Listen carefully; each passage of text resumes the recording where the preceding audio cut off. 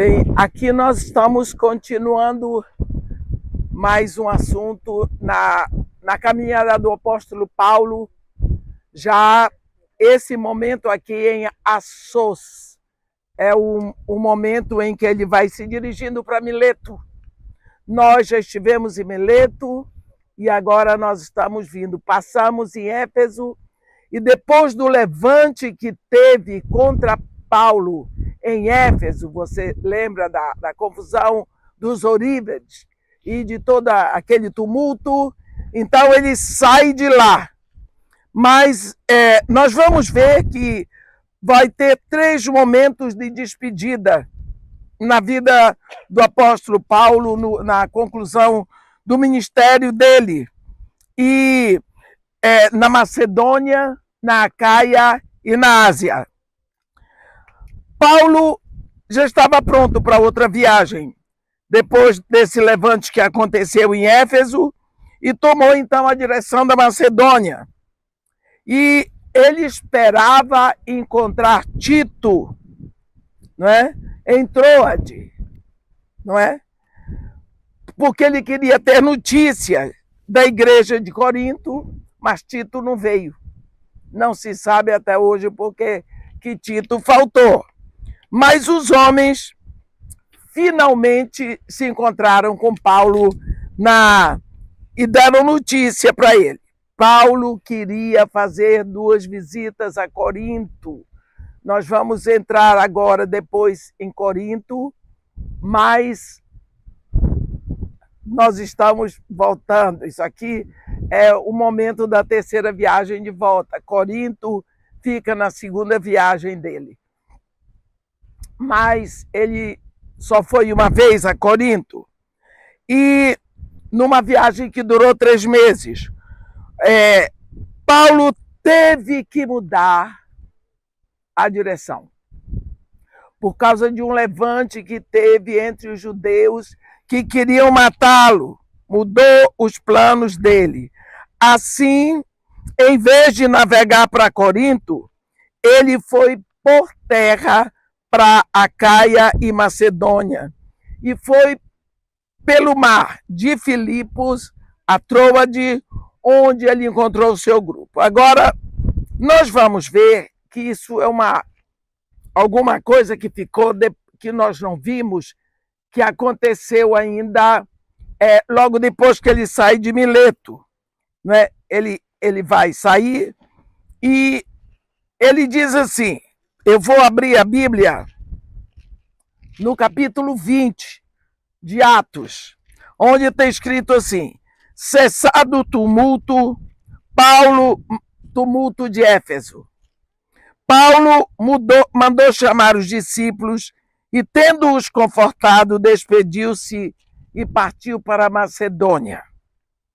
Havendo atravessado aquelas terras, fortalecendo os discípulos, com muitas exortações, dirigiu-se para a Grécia, onde se demorou 3 meses. Tendo havido uma conspiração por parte dos judeus contra ele, quando estava para embarcar rumo à Síria, significa Antioquia da Síria, que é onde ele estava indo, porque todas as viagens dele começavam e se completavam de volta na Síria. Quando estava para embarcar rumo à Síria, determinou voltar pela Macedônia. Acompanharam-no até a Ásia Sópatro, que era de Bereia, filho de Pirro, Aristarco e Secundos de Tessalônica, Gaio de Derbe e Timóteo, bem como Tíquico e Trófimo da Ásia. Estes nos precederam. Isso é interessante, esse nos aqui, porque você vê que Lucas, que escreveu Atos, ele estava com Paulo.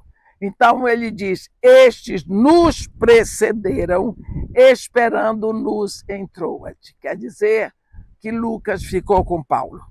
Depois dos dias dos pães asmos, navegamos de Filipos e em 5 dias fomos ter com eles naquele porto onde passamos uma semana.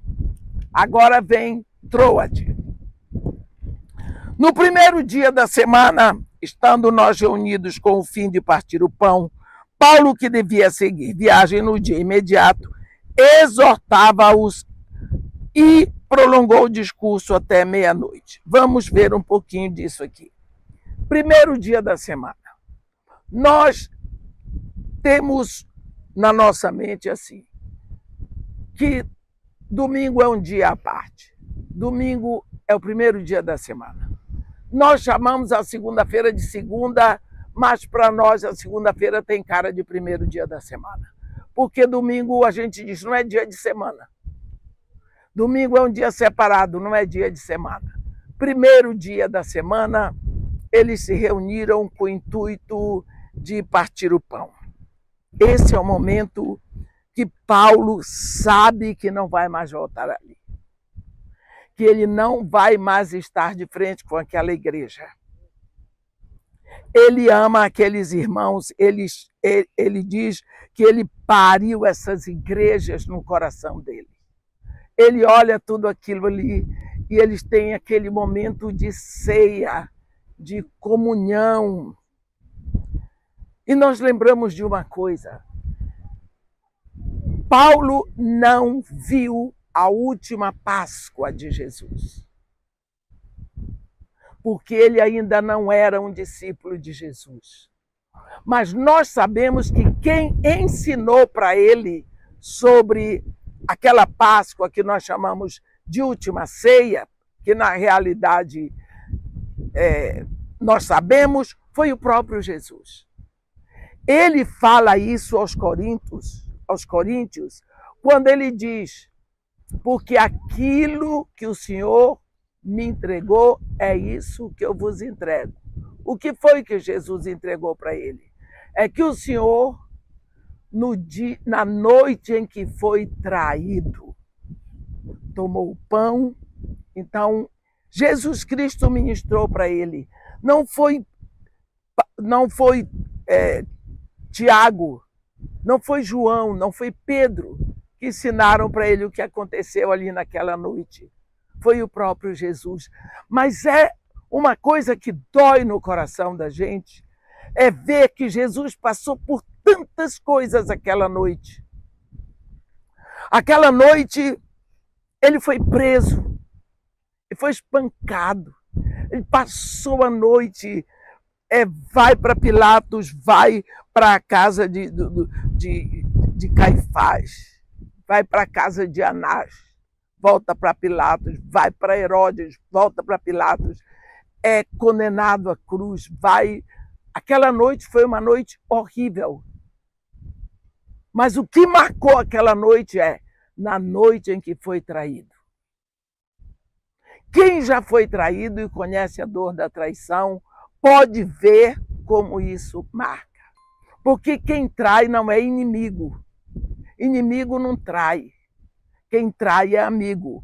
Porque a dor da traição é maior, porque ela traz uma surpresa. Você fica perplexo. É horrível. Então, a traição marcou aquela noite e Jesus derrama o coração dele para Paulo. Na noite em que ele foi traído, ele tomou o pão e partiu dizendo, isto é o meu corpo. Quando você examina a Páscoa dos judeus, você sabe que a Páscoa era o memorial da saída do Egito, era uma ordenança para o povo judeu, é o memorial deles que Deus ordenou. Ele diz, este dia vos será, Deus disse para Moisés, este dia vos será por memorial, e vós o celebrareis com solenidade ao Senhor pelas vossas gerações, porque neste dia eu tirei as vossas hostes do Egito. Então os judeus todos os anos celebravam a Páscoa, um jantar simples, põe a mesa, põe o cordeiro assado, ervas amargas, os pães asmos, e toda a liturgia da Páscoa é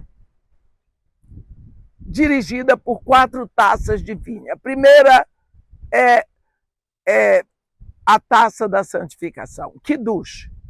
O líder da mesa, digamos, o pai, ele levanta, faz a oração, passa para todo mundo bebe, eles comem o cordeiro. Aí tem a taça chamada Hagadash, que é a taça da explanação. Alguém da mesa pergunta: papai, por que esta refeição é separada das outras? Aí ele vai explicar porque o que aconteceu no Egito, ele vai explicar tudo direitinho. Eles comem o cordeiro, as ervas amargas. Vem a terceira taça, é a taça do pão. Ele toma o pão e diz: este é o pão da aflição que os nossos pais comeram na terra do Egito. Tomai, partir, comei deles todos. Só que o pão da aflição que os nossos pais comeram na terra do Egito, eles choram.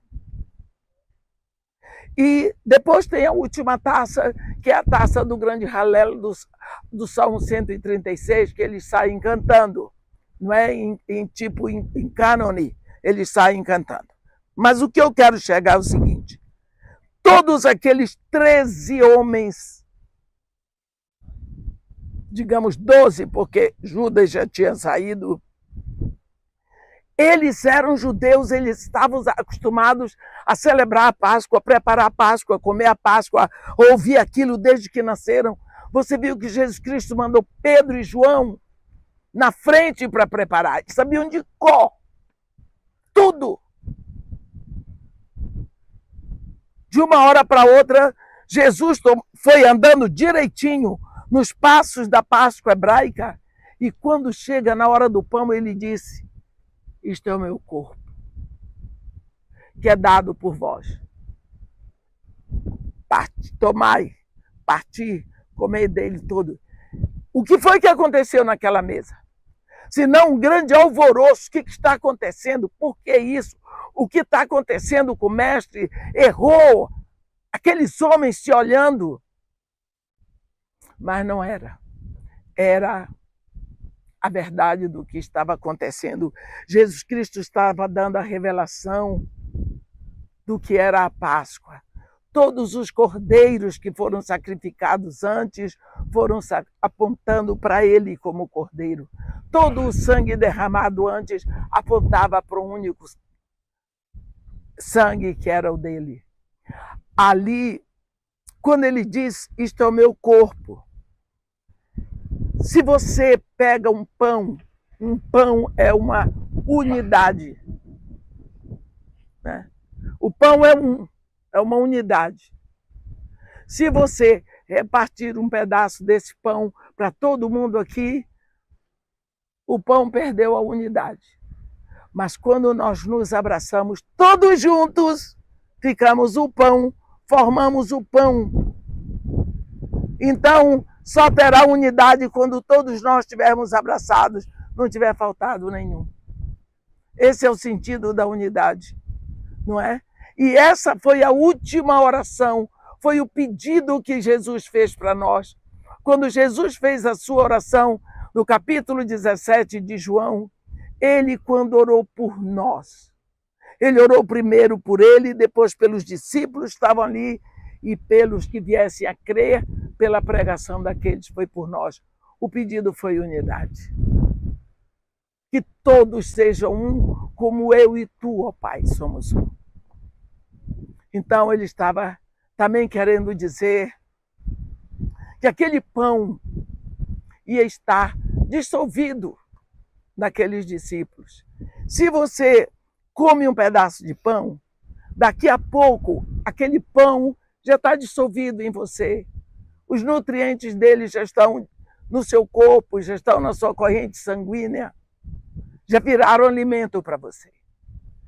Você nunca mais vai poder tirar aquele pão do seu corpo. Você nunca mais vai poder se separar daquele alimento que você tomou. É isso que ele estava querendo dizer. Assim como este pão vai estar dissolvido em vocês, vai ser o alimento de vocês. Nunca mais será separado de vocês. Este é o meu corpo. É assim que eu quero estar com vocês. Eu quero estar dissolvido em vocês.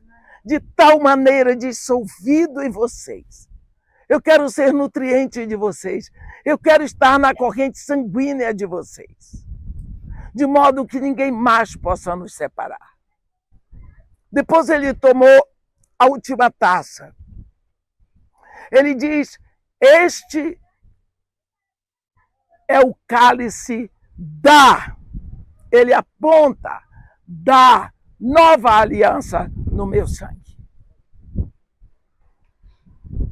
Aí você pensa, nova aliança é o capítulo 31 do livro do profeta Jeremias Deus menciona a nova aliança.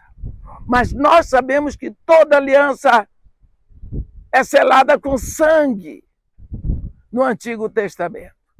Então, quando Deus fala por boca do profeta Jeremias, ele diz assim: eis que vem dias, diz o Senhor, em que firmarei nova aliança com a casa de Judá e com a casa de Israel.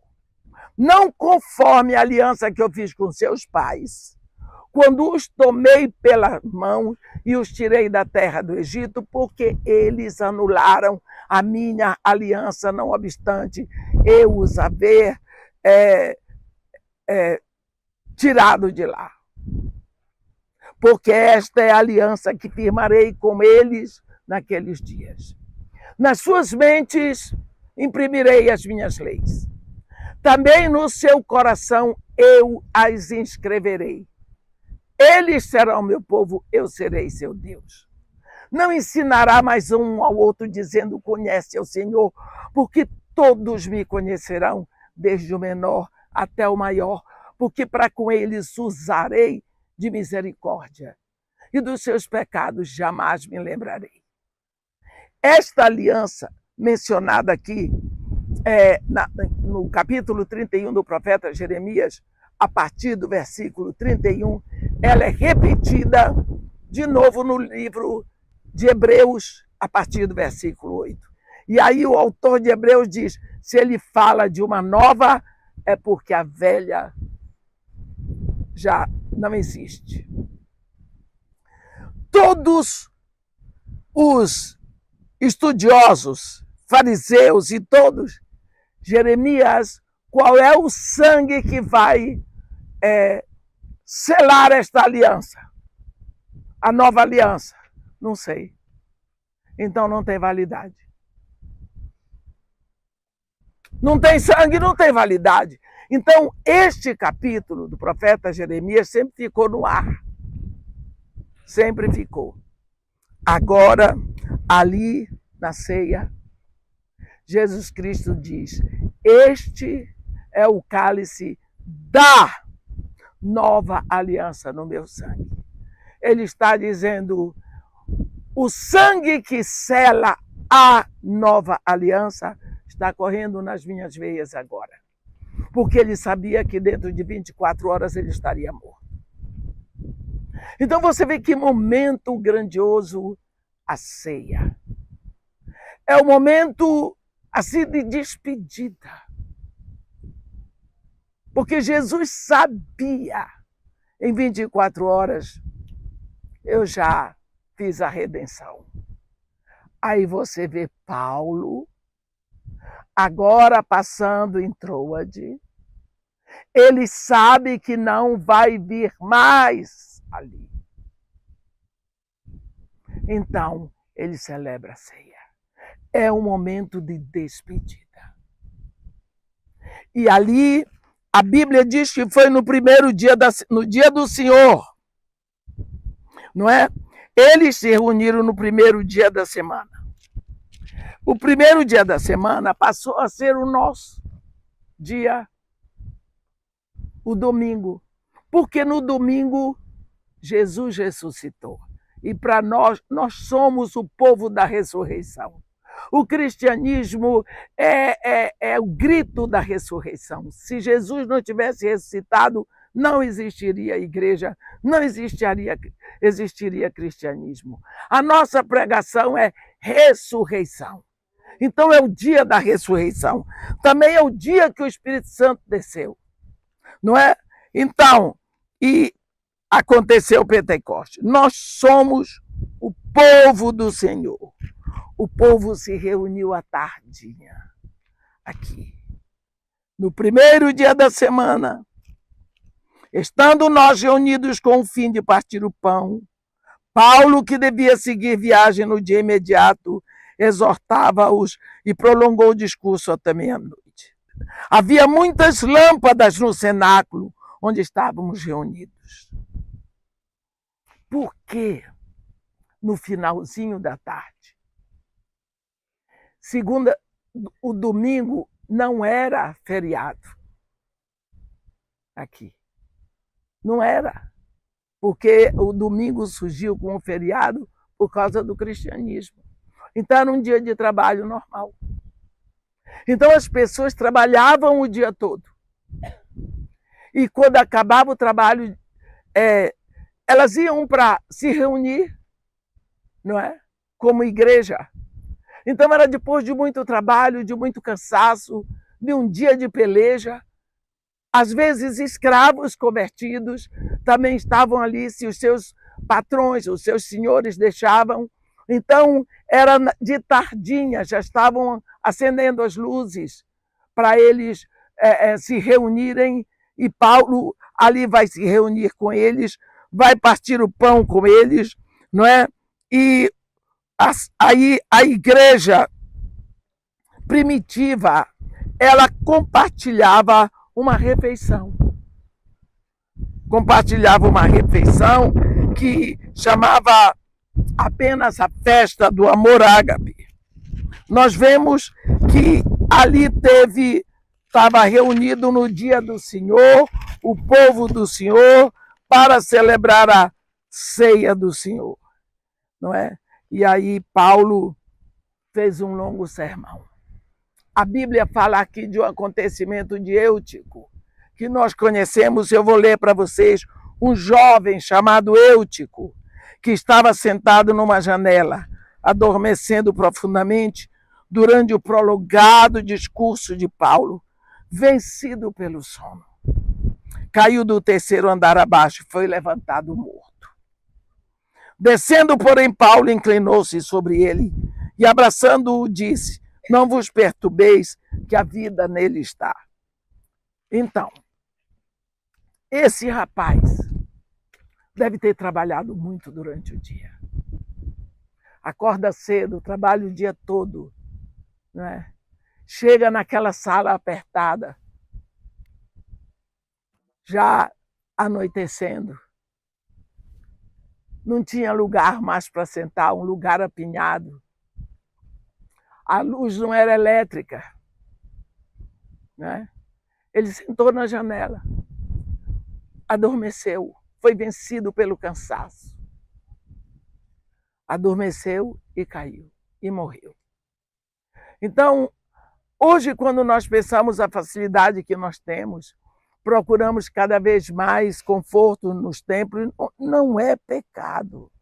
Não é pecado você construir uma igreja muito grande. Não é pecado você botar cadeiras confortáveis, ter espaço para todo mundo. É bom, é muito bom. Mas às vezes nós reclamamos tanto.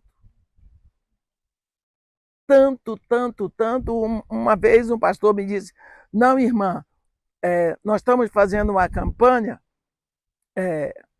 eu quero que a senhora venha na minha igreja, porque eu quero juntar muita gente, que eu preciso tirar uma oferta grande e nós precisamos trocar as cadeiras do templo. Eu disse: por que o senhor vai trocar as cadeiras, irmãs? Irmã, se a gente quiser trazer pessoas com um melhor poder aquisitivo, a gente tem que dar conforto para eles. Aí eu olhei para ele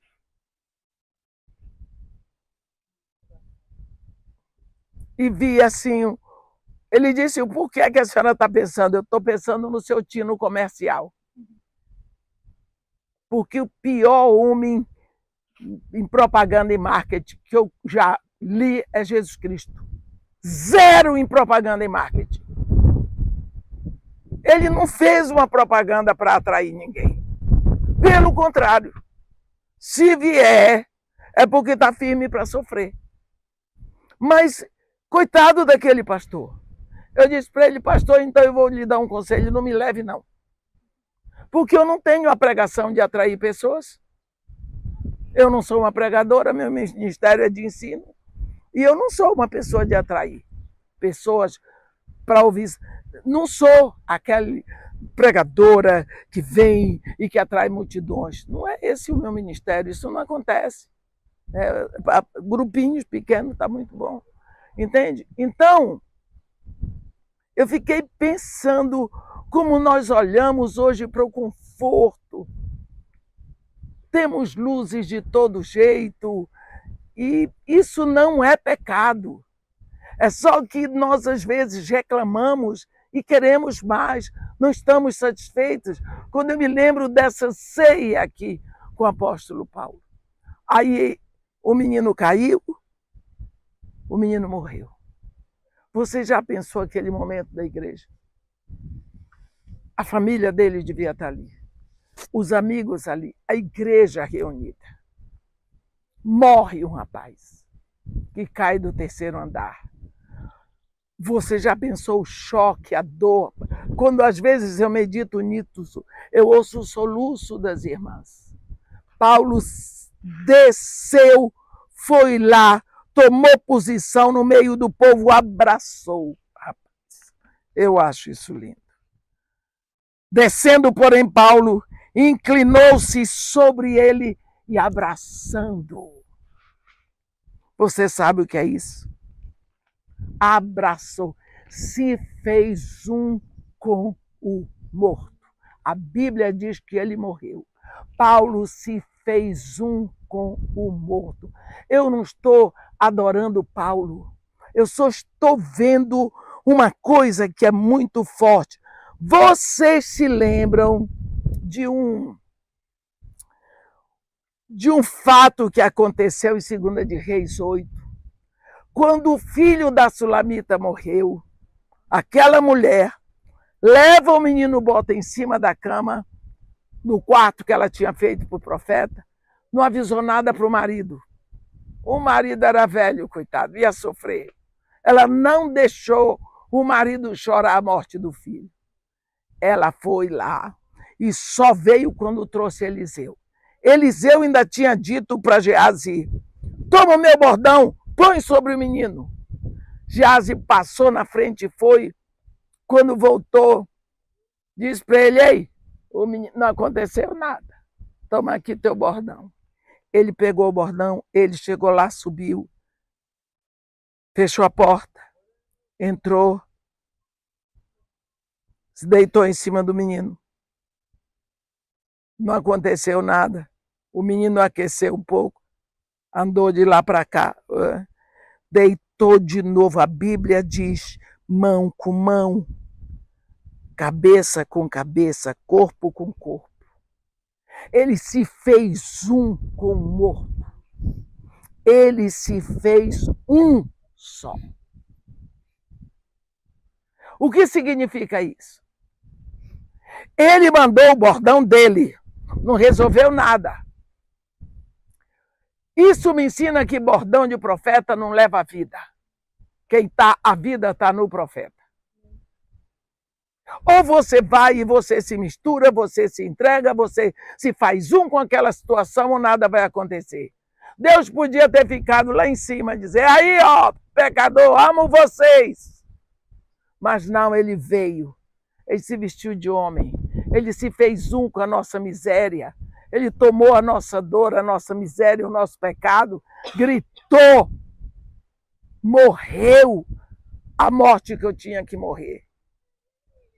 Ele se fez um. Então eu vejo essa figura mesmo aqui em Paulo. Quando ele desce, ele abraça o rapaz morto, ele se faz um com a dor. Você pensa quando aquele povo, a igreja, você sabe como é a igreja, viu o apóstolo abraçado com o rapaz. A gente não sabe. O rapaz devia estar ensanguentado, porque ele caiu do 3º andar. A gente pode ver as pedras que existem por aqui. Ele foi se batendo nas pedras, sabe lá do jeito que chegou. Ele abraçou e disse: não se preocupem, a vida está nele. E subiu de novo, partiu o pão e comeu. E ainda lhes falou largamente até o romper da alva. E assim partiu. E então conduziram vivo o rapaz e sentiram-se grandemente confortados. Nós, às vezes, perdemos muito por não nos colocarmos dentro da linguagem do que está escrito. Nós não podemos ler a Bíblia como se lê um livro qualquer. Nós precisamos ver, nós precisamos ser mais abertos para essa palavra que está escrita aqui. Paulo estava no momento de despedida. Ele se fez um. Eu não sei se vocês lembram quando a mulherada chorou diante de Pedro porque aquela Dorcas tinha morrido, que ele entrou onde estava o corpo, mas não deixou ninguém entrar com ele. Até hoje eu fico pensando, será que ele deitou em cima dela e não queria que ninguém visse porque ficava feio? Ele era um homem, não é? Podia ser mal interpretado. O fato é que, de qualquer forma, ele se fez um com a situação e ela ressuscitou. E nós, será que nós estamos envolvidos com a situação dos outros, a situação das outras pessoas, a ponto de levar a vida que está em nós para ela? Porque ninguém tem vida senão a vida que está em nós. Nós somos o único povo da terra que tem vida eterna. Ninguém mais tem. Nós somos os únicos sacerdotes que estão na terra. Ninguém mais. Nós somos a única igreja de Jesus Cristo. O que nos lembra muito esse lugar aqui é que depois que aconteceu esse evento, então Paulo decidiu andar de Troas até Assos, de Troade, 20 milhas. Olhe bem, aqui a Bíblia diz: nós, porém, prosseguindo, embarcamos e navegamos para Assos, para este lugar. Quem está descrevendo aqui é Lucas, onde devíamos receber Paulo. Paulo não saiu de lá de Troade com eles. Paulo ficou. Eles tomaram o navio para Assos, onde deveríamos receber Paulo, porque assim nos fora determinado, devendo ele ir por terra. Olhe bem isso que está acontecendo aqui. Paulo decidiu ficar lá em Troade e ir por terra até Assos, são 20 milhas. Talvez ele queria ficar mais um tempo com os irmãos. Era despedida. Enquanto ele mandou Lucas na frente, Paulo mandou chamar os líderes, não é? Que viajaram 20 milhas para chegar em Mileto, mas ele foi por terra para Assos, para Mileto. Mas os outros foram encontrar com ele depois. Então nós vemos que Paulo teve essa conspiração dos judeus que queriam matá-lo e muitas vezes ele tinha que andar milhas e milhas por terra para não ser morto, porque ele estava ameaçado de morte. Vocês podem olhar a caminhada do apóstolo Paulo desde que houve a conversão dele em Damasco. Para sair de Damasco, os discípulos já tiveram que botá-lo dentro de um cesto, botar por cima do muro para ele ficar lá embaixo. Daquele dia, este homem foi perseguido, como se fosse uma fera perigosa. Nunca mais ele passou a ser caçado da forma que ele caçava os cristãos antes. Então, a caminhada dele para nós é um exemplo de perseverança. Nós não vamos poder desenvolver perseverança se não houver sofrimento. Quando o apóstolo Pedro, na sua segunda carta, dá para nós os passos do crescimento da maturidade, ele põe primeiro, ele diz, deixando bem claro que a fé é um dom espiritual, Deus lhe dá a fé suficiente para você crer na palavra, entra no reino. Agora, você vai somar para Deus multiplicar. Você vai se esforçar para ter excelência moral. Arete do grego. Deus multiplica a sua fé, você vai se esforçar para ter conhecimento. E Deus vai multiplicando a sua fé e você vai buscar perseverança.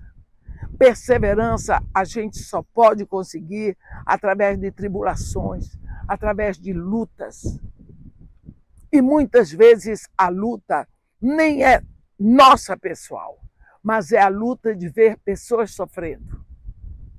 Porque nós não podemos olhar e dizer aquele problema de fulano, aquele é de fulano, o problema é meu porque eu vi. Se eu não posso ir lá pessoalmente, eu vou orar, eu vou batalhar no joelho. Então nós estamos aqui como solução, porque Jesus Cristo diz, assim como o Pai me enviou, eu vos envio. O Pai mandou o Filho como um canal, então ele nos envia como canal, e não como represas. Então você desenvolve a perseverança, porque só depois que você desenvolve a perseverança é que você pode adquirir piedade. A piedade é muito importante, porque você passa a reconhecer Deus em todos os momentos da sua vida, onde quer que você esteja. Se você vence as tribulações, você luta, você aprende que Deus está ali com você, como poderoso guerreiro. Então você aprende, Deus estava lá comigo naquele momento, Deus lutou por mim, Deus me deu vitória, Deus me fortaleceu. Então você aprende a viver na presença desse Deus o tempo todo. Então, você desenvolvendo a piedade, você aprende a viver uma vida santa. Isso é muito importante para nós. E nós vemos o crescimento de Paulo à medida que ele foi caminhando, mas sempre perseguido. Sempre perseguido e sempre perseguido pelos de perto. Sempre perseguido pelos de perto. Então, Assos é um lugar onde ele veio para se encontrar com os seus discípulos aqui nesse porto, que nós vamos ver dali, e nós temos hoje o privilégio de estarmos aqui. Mais uma vez pergunto, quantas pessoas da sua igreja já vieram aqui a este lugar? Isso nos lembra o momento de dor da vida desse apóstolo, mas um momento que ficou para nós como exemplo, não é? Para nós aprendermos que vale a pena perseverar. Amém.